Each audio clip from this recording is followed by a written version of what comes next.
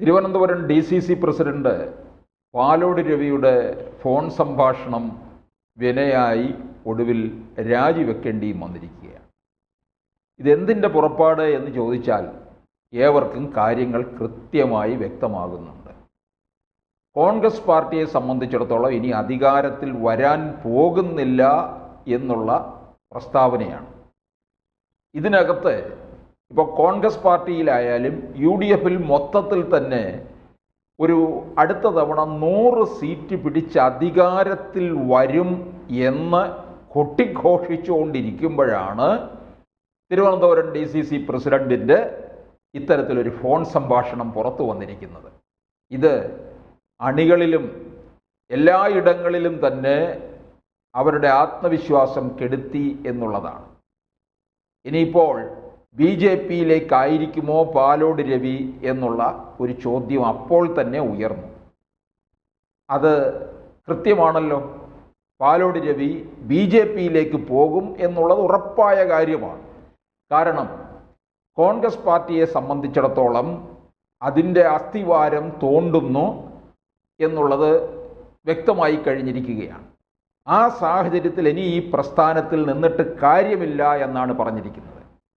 അദ്ദേഹം പറഞ്ഞതിൽ ഏറ്റവും മർമ്മപ്രധാനമായിട്ടുള്ള ഒരു കാര്യം 60 അസംബ്ലി മണ്ഡലത്തിൽ BJP എന്ത് ചെയ്യാൻ പോകുന്നുവെന്ന് നോക്കിക്കോ.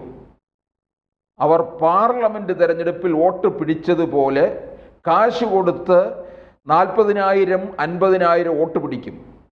കോൺഗ്രസ് 3ാം സ്ഥാനത്ത് ഉച്ചകുത്തി വീഴും. തീർച്ചയായിട്ടും അത് സംഭവിക്കുമെന്നും പാർട്ടി നശിക്കുമെന്നും പാലോട് രവി പറയുകയുണ്ടായി. 60 സീറ്റിൽ BJP എന്ത് ചെയ്യുന്നു എന്ന് നോക്കിക്കോളൂ എന്നാണ് പറഞ്ഞിരിക്കുന്നത്. BJPയുടെ നീക്കങ്ങളെല്ലാം തന്നെ സസൂക്ഷ്മം പാലോട് രവി മനസ്സിലാക്കുന്നുണ്ട്. അതുകൊണ്ട് തന്നെയാണ് പാലോട് രവി ഇത്തരത്തിലൊരു തീരുമാനത്തിൽ എത്തിയത്. ഇത് അദ്ദേഹത്തിൻ്റെ ഈ DCC പ്രസിഡന്റ് സ്ഥാനത്തിൽ നിന്നല്ല, കോൺഗ്രസ് പാർട്ടിയിൽ നിന്ന് തന്നെ ഇറങ്ങാൻ പോകുന്നു എന്നുള്ളതാണ് കിട്ടുന്ന സൂചന. ഇനി അപ്പോൾ എന്ത്? ഇനിയിപ്പോൾ കോൺഗ്രസിൽ നിന്ന് ഒരു ഒഴുക്കായിരിക്കും BJPയിലേക്ക് ഉണ്ടാകാൻ പോകുന്നത്. ഇത് വളരെ മുന്നേ തന്നെ എല്ലാവരും പറഞ്ഞിട്ടുള്ള കാര്യമാണ്. രാഷ്ട്രീയ നിരീക്ഷകർക്കൊക്കെ തന്നെ അറിയാം 2026 കോൺഗ്രസിൽ നിന്നൊരു വലിയ ചോർച്ച ഉണ്ടാകും.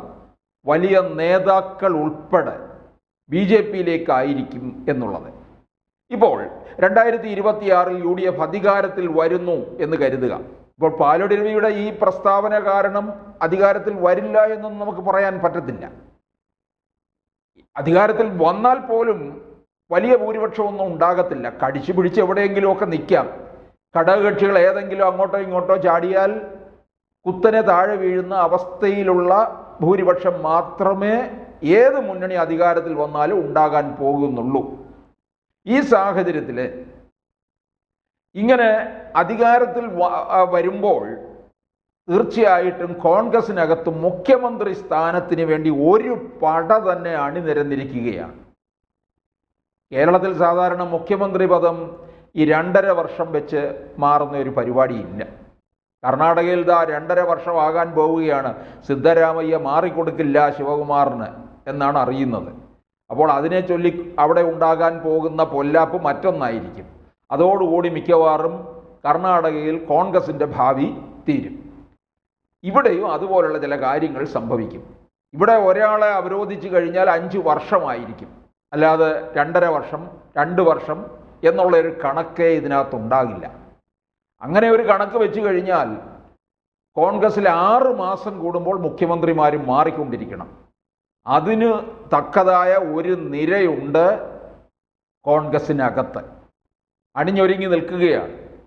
ഇപ്പോൾ നോക്കണം, ഏറ്റവും മുമ്പനായിട്ട് നിൽക്കുന്ന രമേശ് ചെന്നിത്തലയല്ലേ. രമേശ് ചെന്നിത്തല എന്തുകൊണ്ടും യോഗ്യനാണ്. അദ്ദേഹം നല്ല പ്രതിപക്ഷ നേതാവായി പ്രവർത്തിച്ചു. പല കേസിടപാടുകളും പുറത്തേക്ക് കൊണ്ടുവന്നു, പിണറായി വിജയനെതിരായിട്ടുള്ളത്, സ്പ്രിംഗ്ലർ വിവാദമൊക്കെ തന്നെ.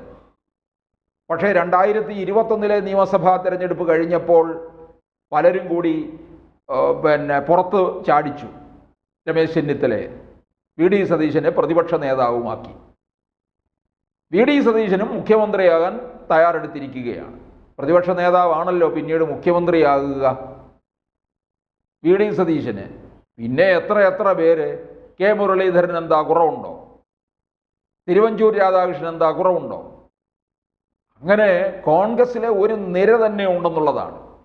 ഇനി ഇതൊന്നും കൂടാതെ നമ്മുടെ കെ.സി. വേണുഗോപാൽ ഹൈക്കമാൻഡ് ഇങ്ങോട്ട് ഇറങ്ങിയാലോ? കൊണ്ടേ പോവുകയുള്ളൂ. ഇങ്ങനെ വരുമ്പോൾ മിക്കവാറും രമേശ് ചെന്നിത്തലയെ ചവിട്ടി താഴ്ത്താനുള്ള സാധ്യതയാണ് കാണുന്നത്. അങ്ങനെ വരുമ്പോൾ ചെന്നിത്തല എന്ത് ചെയ്യും? കാരണം ഇനിയും ഒരവസരത്തിന് വേണ്ടി കാത്തിരിക്കാൻ പറ്റത്തില്ല. ചെന്നിത്തലയ്ക്ക് പ്രായം കൂടുകയാണ്. പിന്നെ അതും കഴിഞ്ഞിട്ട് അടുത്ത തവണയാകുമ്പോഴത്തേക്ക് കേരളത്തിൽ കോൺഗ്രസ് ഉണ്ടാകുമോ? കോൺഗ്രസ് ഉണ്ടാകത്തില്ല. ചെന്നിത്തലയുടെ പ്രായവും കൂടുന്നു. അപ്പോൾ ചെന്നിത്തല മറ്റു വഴി നോക്കും. ചെന്നിത്തല ബി.ജെ.പിയിലേക്ക് ചെന്ന് കഴിഞ്ഞാൽ രണ്ട് കൈയും നീട്ടി സ്വീകരിക്കാനായിട്ട് അവിടെ റെഡിയായിട്ട് നിൽക്കുകയാണ്. ഉന്നത സ്ഥാനം വരെ കൊടുക്കും. ഒരു കാലത്തൊരു ചർച്ചയൊക്കെ നടന്നതാണ്. പക്ഷേ അധികം വൈകാതെ 2026 നിയമസഭാ തെരഞ്ഞെടുപ്പ് കഴിഞ്ഞ് ഫലവും വന്നു കഴിയുമ്പോൾ അതിലേക്ക് ഒരു കുത്തൊഴുക്ക് തന്നെ ഉണ്ടാകും. അതിൻ്റെ ഒരു തുടക്കമാണ്. ഷട്ടർ ചെറുതായിട്ടൊന്ന് തുറന്നു തുടങ്ങിയിരിക്കുകയാണ് കോൺഗ്രസിൽ നിന്ന് ബി.ജെ.പിയിലേക്ക് ഒഴുകുന്നതിൻ്റെ. എന്തായാലും പാലോട് രവിയുടെ നോട്ടം എന്ന് പറയുന്നത് നെടുമങ്ങാട് മണ്ഡലമാണ്. അദ്ദേഹം 3 തവണ നിരവധി തവണ നെടുമങ്ങാട് നിയമസഭാ മണ്ഡലത്തിൽ നിന്ന് വിജയിച്ചിട്ടുള്ള ആളാണ്. ഡെപ്യൂട്ടി സ്പീക്കറായിരുന്നു. കോൺഗ്രസിൻ്റെ അത്യാവശ്യം ഔദ്യോഗിക സ്ഥാനങ്ങളൊക്കെ അലങ്കരിച്ച് സുഖസൗകര്യങ്ങളൊക്കെ അനുഭവിച്ചു വരികയായിരുന്നു ചെയ്തത്. ഇനിയിപ്പോൾ ഒന്നും കിട്ടാനില്ല എന്ന് വന്നപ്പോഴാണ് ഇത്തരത്തിലുള്ള ഒരു സംഭാഷണവും പുറത്ത് വിട്ടത്. അപ്പോൾ ഇതിനകത്തൂടെ കോൺഗ്രസ് പാർട്ടിക്കും നാശമുണ്ടാകും, താൻ രക്ഷപ്പെടുകയും ചെയ്യും എന്നുള്ള കണക്കിലാണ്. ഇല്ലത്തിന് തീയും കൊളുത്തിയിട്ട് പാലോട് രവി ഇറങ്ങി ഓടുകയാണ് ചെയ്യുന്നത്.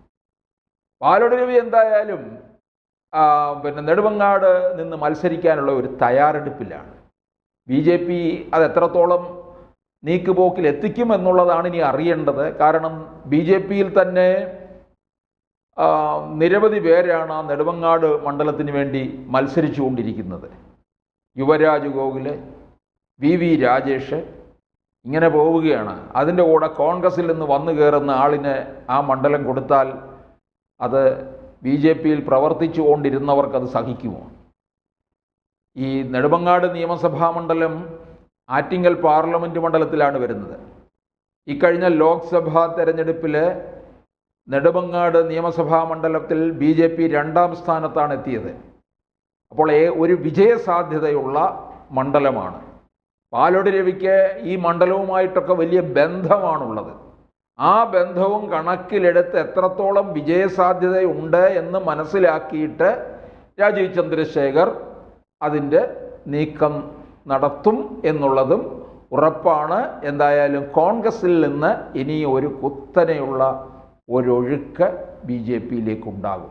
കൂടുതൽ വാർത്തകളും വിശേഷങ്ങളും നിങ്ങളിലേക്ക് എത്താൻ ABC മലയാളം സബ്സ്ക്രൈബ് ചെയ്യുക, ബെൽ ബട്ടണും അമർത്തുക.